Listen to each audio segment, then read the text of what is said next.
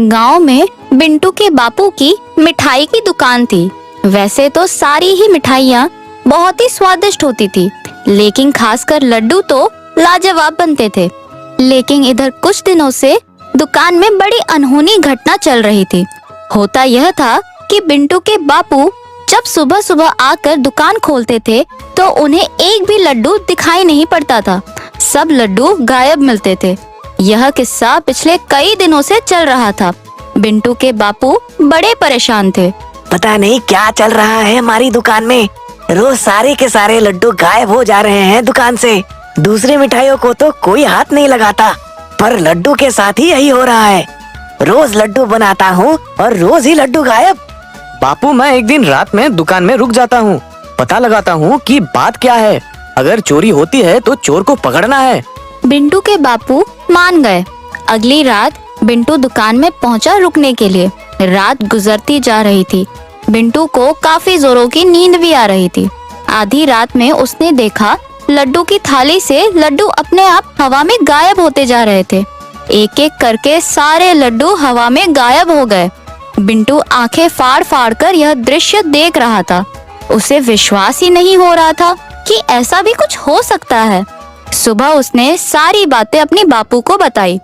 बहुत सोच विचार के बाद बिंटू के बापू ने तय किया कि दूर गुफा में रहने वाले एक पहुंचे हुए सन्यासी के पास जाया जाए इस रहस्य को जानने के लिए। उसने बिंटू को वहां भेजा। बिंटू पहुंचा सन्यासी के पास। गुरुदेव, हमारे दुकान से रोज लड्डुओं की चोरी हो रही है। मैंने एक रात देखा कि लड्डू हवा में अपने आप ही गायब हो रहे हैं। बात तो अजीब है। मैं तुम्हें एक चीज दूंगा जिससे तुम्हें पता चल सकता है कि लड्डुओं का क्या हो रहा है। इसके लिए मुझे धूनी लगानी पड़ेगी। फिर उन्होंने धूनी रमाई और थोड़ी देर बाद जलती हुई अंगारे में हाथ डालकर हाथों को बाहर निकाला तो उनके हाथ में एक चश्मा था। उस चश्मे को बिंटू को थमाकर बोले, इस चश्मे को पहनकर अपनी दुकान में रहना। तुम्हें सब कुछ दिख जाएगा कि असल में क्या घट रहा है। बिंटू चश्मे को लेकर घर वापस आया। उसने उसी रात उस दुकान में रुकने की ठानी। पिछली रात की तरह इस रात भी आधी रात के वक्त अचानक से लड्डू थाली से हवा में गायब होने लगे।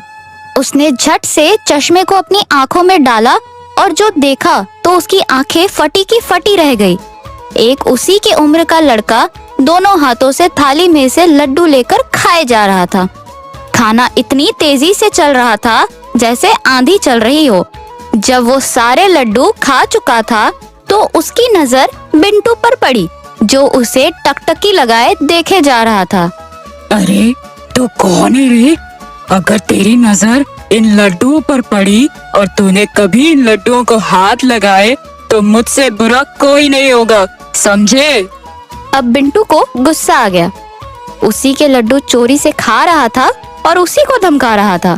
तुम्हारी इतनी हिम्मत? यह हमारी दुकान है।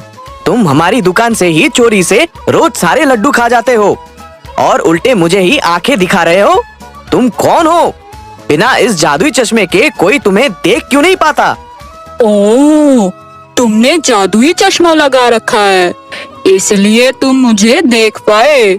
मतलब तुम मनुष्य हो। मैं तो सोच रहा था यह बंदा भी मेरे समाज का ही है जो मुझे देख पा रहा है।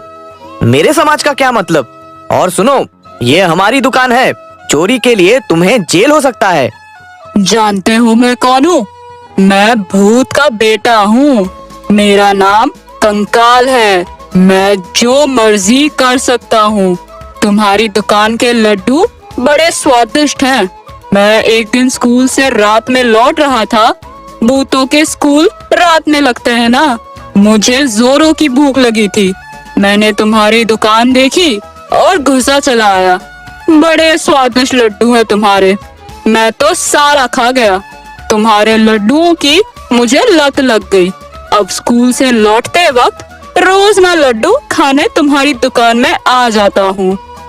तुम स्कूल में पढ़ाई करते हो और चोरी भी करते हो। शर्म नहीं आती तुम्हें? बात तो तुम्हारी सही है मेरे दोस्त। ठीक है, मैं अब से और चोरी नहीं करूँगा, लेकिन जो लड्डू की चोरी मैंने की है उसके बदले में आओ मैं तुम्हें एक तोहफा दूंगा। चलो मेरे साथ, मैं तुम्हें आसमान की सैर कराता हूँ। कंकाल ने बिंटू के हाथ पकड़े और बिंटू को लेकर उड़ चला आसमान में। बिंटू आसमान में उड़ता हुआ पास से उसने तारे और चांद देखे। सबने बिंटू का हंसकर स्वागत किया, बिंटू से बातें की। बिंटू बहुत खुश हुआ, फिर लौट आया धरती पर और कंकाल ने उससे विदा ली। फिर कभी कंकाल वापस नहीं आया, ना ही उसने दुकान में चोरी से लड्डू खाए। अब लड्डू गायब होने बंद हो गए थे, लेकिन बिंटू कंकाल को भुला नहीं पाया। वह मन ही मन कंकाल को अपना प्यारा दोस्त मान चुका था।